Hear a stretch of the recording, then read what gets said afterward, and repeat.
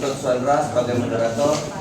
Di sebelah kiri saya ada Ibu Rika sebagai penyaji materi, dan sampingnya lagi Ibu Mega, Safa, dan Ibu Amina. Untuk pembacaan materi pada Ibu Safa. Assalamualaikum warahmatullahi wabarakatuh. Waalaikumsalam warahmatullahi wabarakatuh. Kami dari kelompok 5 di sini akan mengidentifikasi tentang uji lemak. Di depan kami sudah ada bahan-bahan, alat dan bahan yang kami gunakan. Yang pertama ada alatnya, piring plastik 1 buah, kemudian pipet 2 buah, kemudian kertas coklat sampul buku, lampu senter, lilin, dan sendok 1 buah. Kemudian bahan yang kami pakai yaitu ada kemiri, margarin, wortel, seledri, jagung, singkong, kacang tanah, pepaya, santan, minyak goreng, susu, dan air.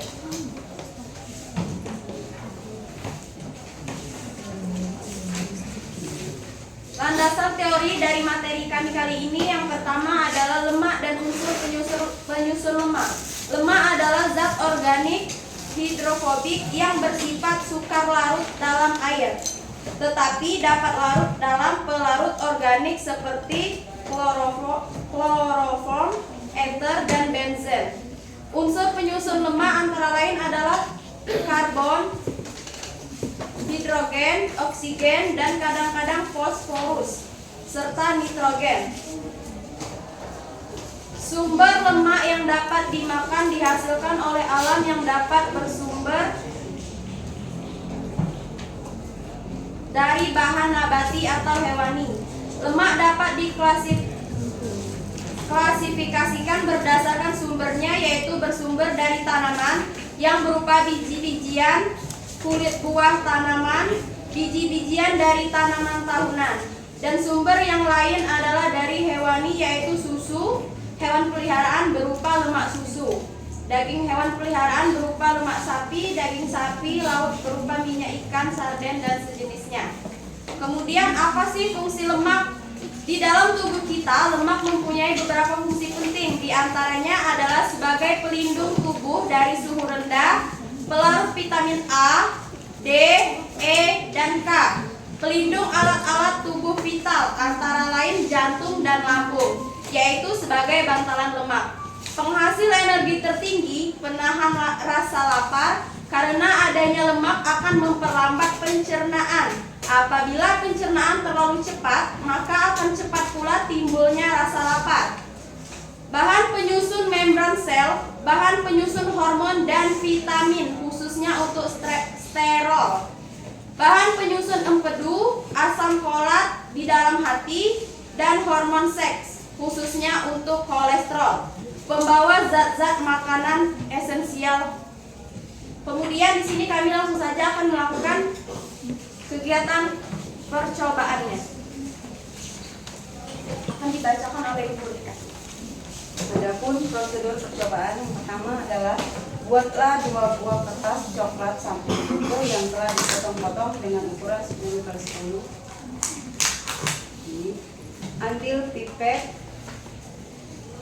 isap air dengan pipet dan teteskan di atas salah satu kertas coklat.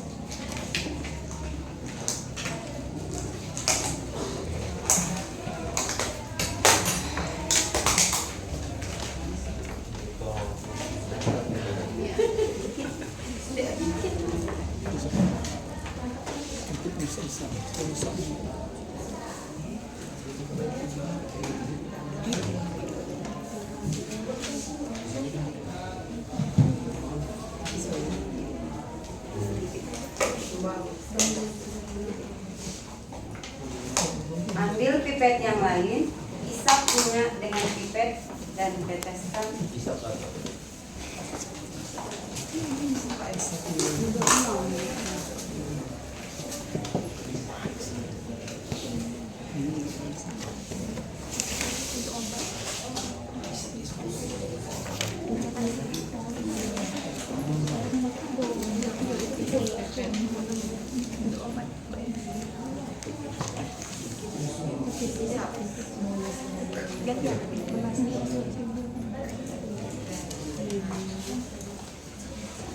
biarkan kedua kata tersebut selama sekitar 10 menit.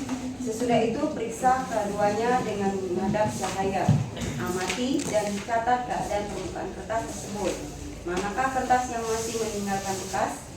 Catatan, gunakan hasil ini sebagai pembanding untuk bahan yang mengandung minyak atau tidak. Selanjutnya 5. Ambillah 10 kertas coklat yang sama seperti 1. Berilah nomor dan mana jenis bahan makanan yang diuji.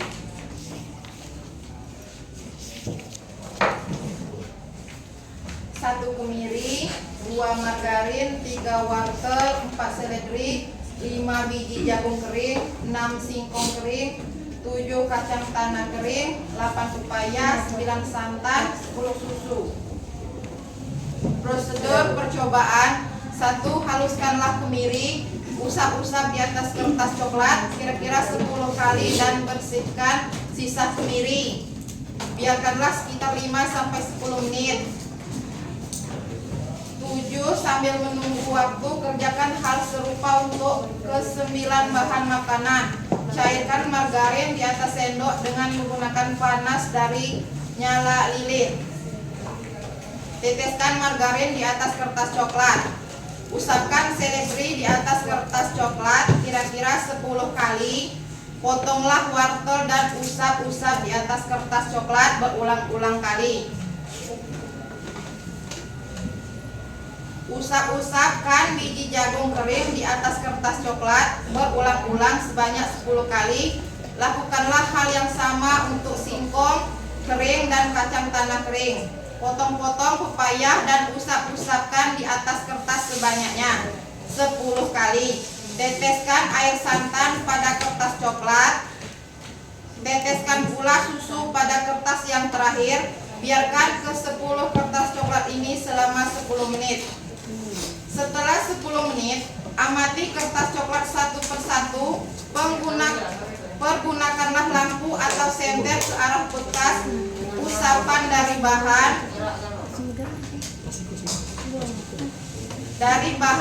makanan yang diuji. Kertas manakah yang meninggalkan bekas noda minyaknya? Catatilah hasil pengamatan pada tabel di lembar kerja.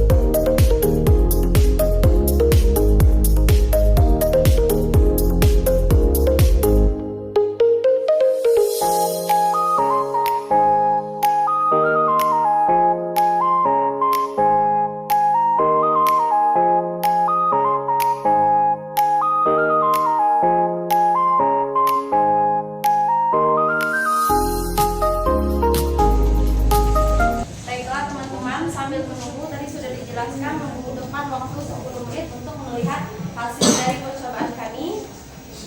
Lemak atau yang disebut dengan lipid, ada tambahan sedikit ya, adalah zat gizi makro esensial yang terdiri dari karbon, hidrogen, dan oksigen, berfungsi sebagai sumber energi padat, pelindung organ, dan pembentuk hormon.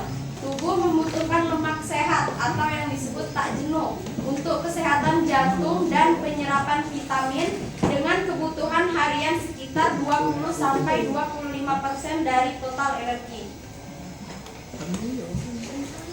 Fungsi utama lemak bagi tubuh yaitu yang pertama untuk sumber energi atau cadangan energi utama yang paling padat kalori. Kemudian untuk melindungi organ sebagai bantalan bagi organ tubuh atau jaringan adiposa.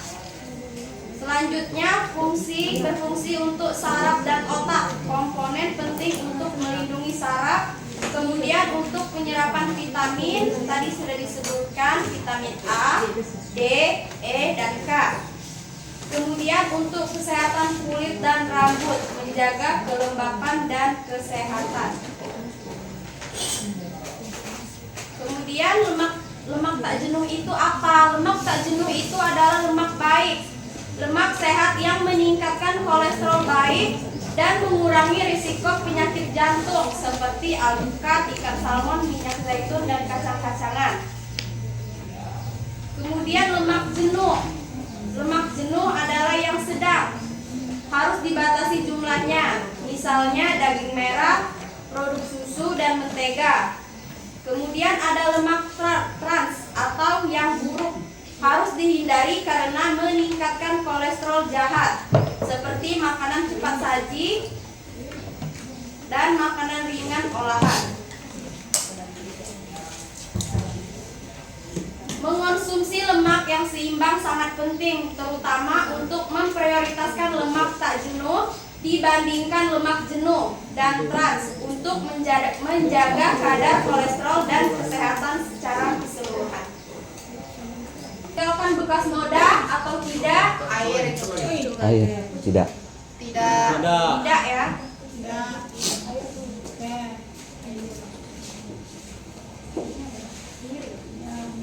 Selanjutnya minyak.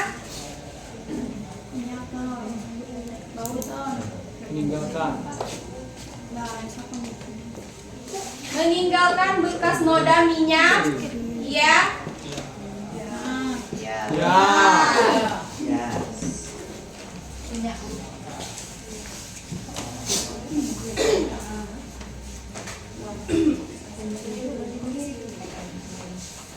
Kemiri.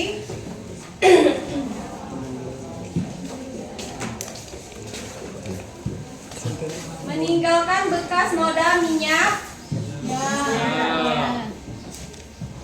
Lanjut, margarin.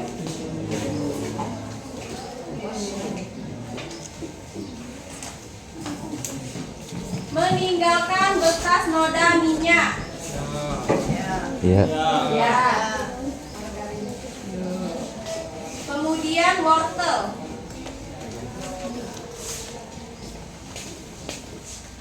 Meninggalkan bekas noda minyak. Tidak.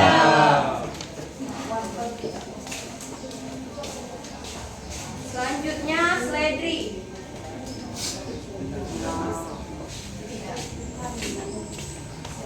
Seledri meninggalkan bekas noda minyak. Tidak. Tidak, bukan minyak ya. Titik.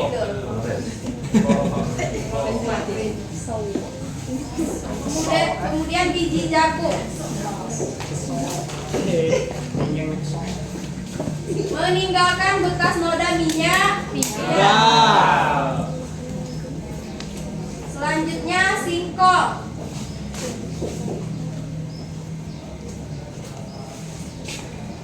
Meninggalkan bekas noda minyak. Tidak.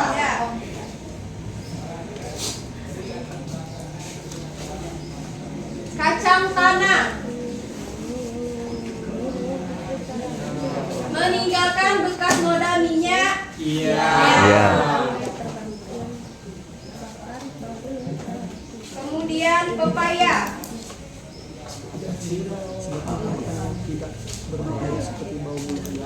Meninggalkan bekas noda minyak.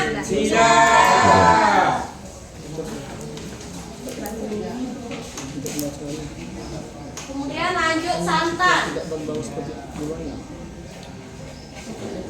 Meninggalkan bekas noda minyak. Yang terakhir susu.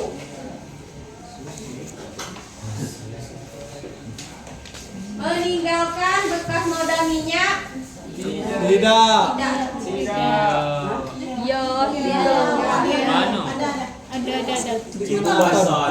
Lepas sender itu. Ada. Ya.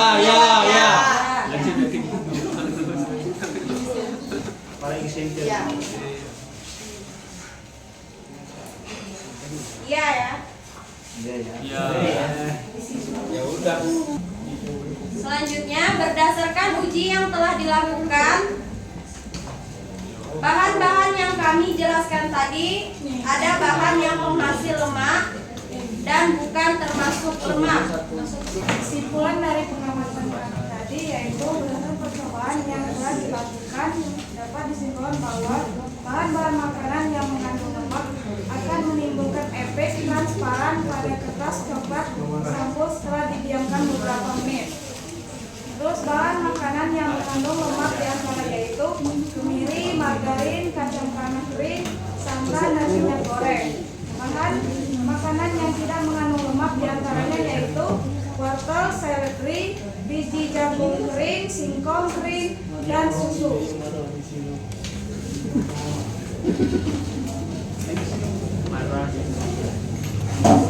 Baiklah, itulah tadi praktek dari kami tentang materi uji lemak. Sekian dari kami, saya akhiri. Wassalamualaikum warahmatullahi wabarakatuh. Waalaikumsalam warahmatullahi wabarakatuh.